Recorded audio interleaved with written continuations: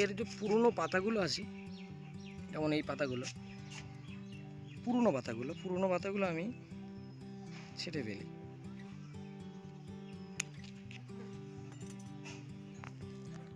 পুরনো পাতাগুলো ছাঁটলে কি হয়,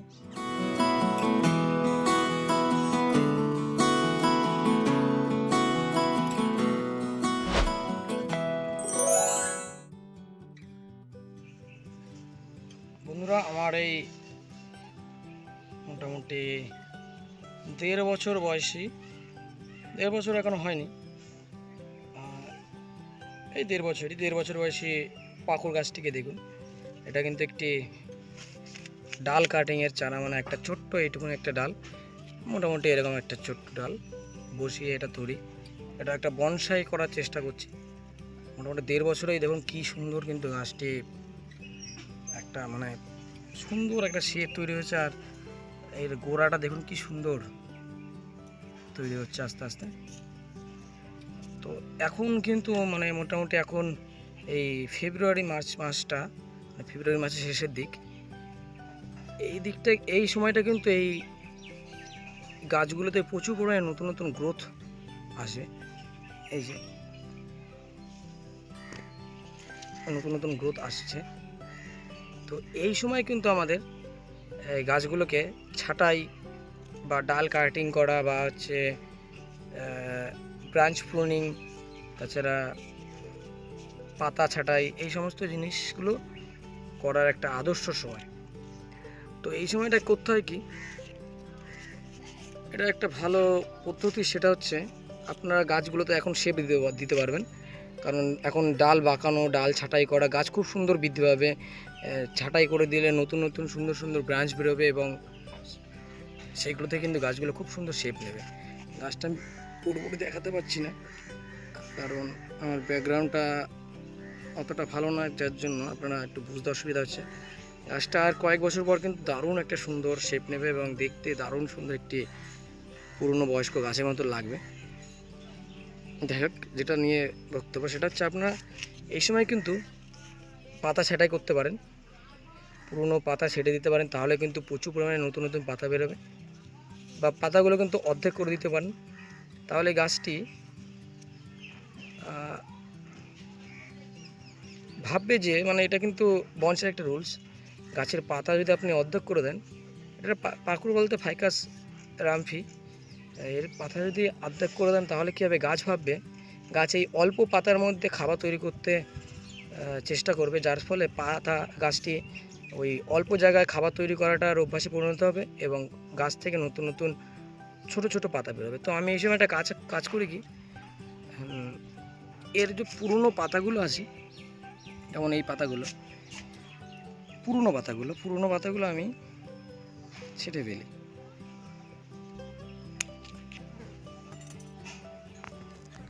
পুরনো পাতাগুলো ছাঁটলে কি হয়, নতুন পাতাগুলো খুব দ্রুত বৃদ্ধি পায় এবং বেরোতে থাকে। পুরনো পাতাগুলো ছেটে দিলাম, এবার কী হলো, উপর থেকে যে নতুন পাতাগুলো বেরোবে এবং সেগুলো প্রচুর পরিমাণে পূর্ণ পুষ্টি পাবে। পুরনো পাতাগুলো কী করে, গাছের শক্তি কিন্তু কমায়। পুরনো পাতা ছেটে দিলে কী হয়, গাছটিতে নতুন নতুন সুন্দর সুন্দর পাতা বেরোয় এবং গাছটি নিজেকে উজ্জীবিত করে, নতুনভাবে তৈরি করার শক্তি পায়। দেখুন গাছটি কিন্তু আমি সব পুরনো পাতাগুলো ছেটে ফেলছি।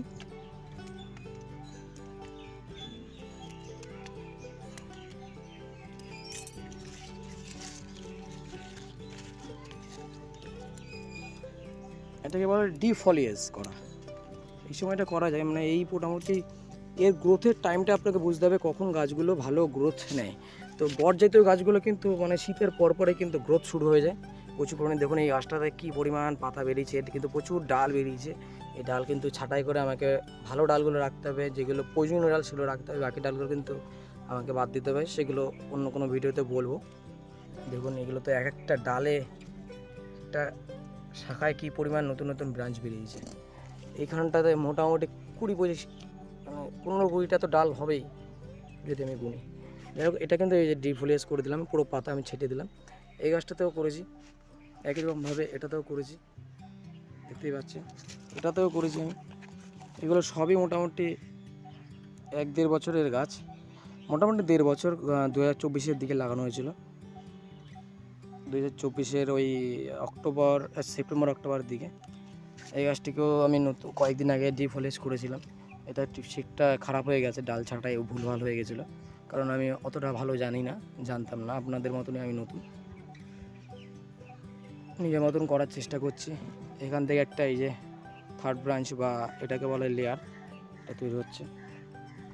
এটা আমি ছাড়বো না, বাকি সব ডালগুলো আমি ছেটে দিলেও এটা ছাড়বো না, কারণ এটাকে আমাকে বড় করতে হবে, মোটা করতে হবে। এই ডালটিকে এটা এতটা আনতে হবে, এখান থেকে এটাকে এতটা আনতে হবে। এই যে ব্রাঞ্চটা দেখতে পাচ্ছেন, এটাকে আমি ছাড়বো না, এটাকে আমি এতটা আনবো, বাকি সবগুলো কিন্তু ছেটে দেবো এবং শেপে রাখবো। এই হচ্ছে বিষয়। এই গাছটিকেও দেখাই, তো ব্যাকগ্রাউন্ডটা যেভাবে কভার করা থাকে সেভাবে কভার করা থাকলে আমি দেখাতে ভালো পারতাম। আরেকটা জিনিস, এই সময় কিন্তু ডাল কিন্তু প্রচুর পরিমাণে, মানে আপনারা যেগুলো তারগুলো ব্যবহার করেন, সেই তারগুলো কিন্তু প্রচুর, মানে গাছের গ্রোথ খুব ভালো থাকে, যার জন্য কিন্তু তারগুলো কিন্তু সহজেই কিন্তু ভেতরে আটকে যাবে। তো আপনাদের তার দিয়ে পেঁচানোর পর মোটামুটি 2 থেকে 3-4 সপ্তাহ পর কিন্তু আপনাদেরকে খেয়াল করতে হবে, এবং তারগুলো খুলে আবার নতুন করে পাশ থেকে পেঁচাতে হবে বা সেটাকে খুলে ফেলতে হবে। নাহলে কিন্তু গাছের গায়ে একটি দীর্ঘস্থায়ী ক্ষত তৈরি হয়ে যেতে পারে। আর যদি আপনি খুলে ফেলেন তাহলে কী হবে, এইখানে দেখতে পাচ্ছেন, খুলে ফেললে কী হবে, ওই ক্ষতটা পূর্ণ হয়ে যাবে কয়েকদিন পরে। এই গাছটিকেও দেখুন কি সুন্দর এই গোড়াটা, এটা কয়েক বছর পর কিন্তু মানে দেখতে অসাধারণ একটি বনসাই তৈরি হবে। এটা টুইন ট্রাঙ্ক রয়েছে, মানে দুটো কাণ্ড একটি গাছের সাথে, খুব সুন্দর একটি বনসাই তৈরি হবে। এটা আমার খুব পছন্দের একটি বনসাই, দেখুন কি সুন্দর, তাই না? 1-1.5 বছরেই কত সুন্দর একটা শেপ, বোঝাতে পারছি না কিনা জানি না, তো আপনারা পরে অবশ্যই দেখতে পাবেন। আরও একটি বনসাই দেখাই, সেটা হচ্ছে এটাও কিন্তু একটি আস্তে আস্তে শেপে আসছে। গত বছর আমি দেখেছিলাম গাছটি কত খারাপ অবস্থায় ছিল, তো এবছর কিন্তু খুব সুন্দর, মানে এর গ্রোথ হচ্ছে আর খুব সুন্দর ডাল বেরিয়েছে। সব গাছগুলোই কিন্তু এখন ট্রেনিং প্রসেসে রয়েছে, মানে এখনও কয়েক বছর লাগবে গাছগুলো কিন্তু শেপে আসতে। এই গাছটির ধারণা করতে পারবে না কতটা বয়স। এটি কিন্তু আমার বাগানের সবথেকে পুরনো গাছগুলির মধ্যে একটি। ফেলে রেখেছিলাম, কোনো কাজে কিছুতে ব্যবহার করছিলাম না। মোটামুটি ওই 2024 থেকে বললাম আমি একটু বনসাই সম্পর্কে সিরিয়াস হয়েছি, তো তারপর থেকে কিন্তু গাছগুলোর যত্ন নেওয়া শুরু করেছি। এই গাছটির বয়স, এটা 2012-13 সালের দিকে লাগানো, মানে এখন মোটামুটি 13-12 বছর তো বয়স হবে, এর 13 বছর তো হবেই। তো এই হচ্ছে বিষয়, 13 বছরের গাছের অবস্থাই, মানে এটা আমার দক্ষতা না অদক্ষতা, বা হচ্ছে এটা আমার একটা ব্যর্থতা বলতে পারেন, কারণ 13 বছরে কিন্তু একটি বনসাই খুব সুন্দর মানে শেপে চলে আসে। এটা কিন্তু নাম হচ্ছে আপনারা যেটা বাংলার বট, ফাইকাস বেঙ্গলেন্সিস, সেই বট। গাছগুলো আস্তে আস্তে শেপে আসছে। এই আরেকটা রয়েছে, দারুণ সুন্দর একটি শেপ তৈরি হচ্ছে আস্তে আস্তে, দেখাবো সবই একটা সময় পর অবশ্যই আপনাদেরকে।